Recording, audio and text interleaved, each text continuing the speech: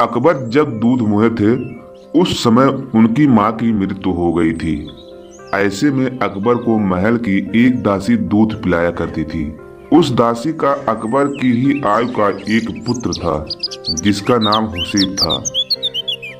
हुसीब अकबर का दूध भाई था, इसलिए वे उससे सगे भाई जैसा स्नेह करते थे। दोनों साथ साथ बड़े हुए। बड़े होने के बाद अकबर भारत के शहंशाह बने, लेकिन हुसीब अपनी बुरी संगत के कारण कुछ न बन सका। वह हमेशा जुआरियों के अड्डे पर रहता और पैसा पानी की तरह बहाया करता था।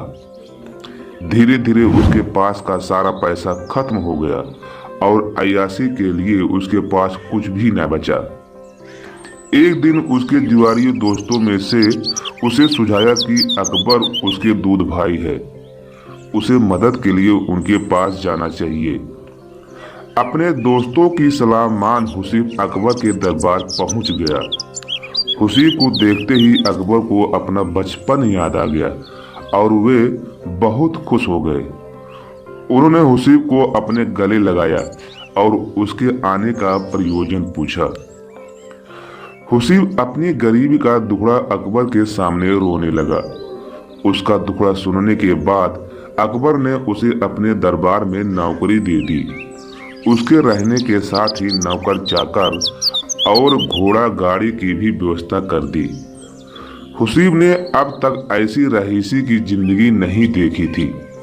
वह बड़े मजे और आराम से अपने दिन काटने लगा। एक दिन अकबर हुसीब का हाल जानने उसके पास पहुंचे और उससे बोले, हुसीब भाई, तुम खुश तो हो ना? कोई जरूरत तो नहीं है? यदि कोई और जरूरतें हो तो बताने में हर्ज मत करना। अकबर की इस बात पर हुसीब तपाक से बोला, आपने अपने सगे भाई जैसा मेरा ख्याल रखा है, किसी चीज की कमी नहीं रखी।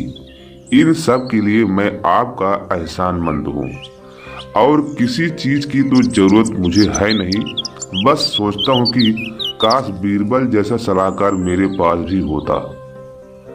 तुम्हारी ये ख्वाहिशें हम जरूर पूरा करेंगे। अकबर ने हुसीब को आश्वासन दिया। हुसीब के लिए सलाहकार की व्यवस्था करने अकबर को बीरबल से बेहतर कोई व्यक्ति न लगा। उन्होंने तुरंत बीरबल को बुलवाया और बोले, बीरबल, तुम तो जानते ही हो कि हुसीब हमारा दूध भाई है। हम हमेशा उसकी बेहतर जिंदगी चाहते हैं और उसकी हर ख्वाहिश पूरी करना चाहते हैं। उसके ऐशो आराम का तो हमने बंदोबस्त कर दिया। अब वो चाहता है कि उसका भी तुम्हारे जैसा सलाहकार हो। तो बस अब तुम अपने भाई जैसा कोई व्यक्ति ले आओ जो ज्यादा बतौनी ना हो, जब भी बोले नपी तुली और मतलब की बातें बोले। वह हुसीब को सही सलाह दे। अब ऐसा व्यक्ति ढूंढ कर लाना तुम्हारी जिम्मेदारी है। जी हुजूर, कहकर बीरबल अकबर को हुक्म बजाने निकल पड़ा। बीरबल को हुसीब खास पसंद नहीं था। उसकी आदतों के कारण वह उसे किसी लायक नजर नहीं आता था। भाई होने के नाते अकबर ने उसके ऐशो आराम को जो व्यवस्था कर दी थी वह पर्याप्त थी। अब सलाहकार की मांग बीरबल को उचित नहीं लगी। वह सोच विचार में चला जा रहा था कि पास ही एक पशुशाला से उसे सांड की आवाज सुनाई दी। फिर क्या, उसके दिमाग की घंटी बज गई। वह उस सांड को लेकर अकबर के पास पहुंचा। बीरबल के साथ सांड देखकर अकबर हैरान रह गए और बोले, बीरबल, तुम ये सांड लेकर क्यों आए हो?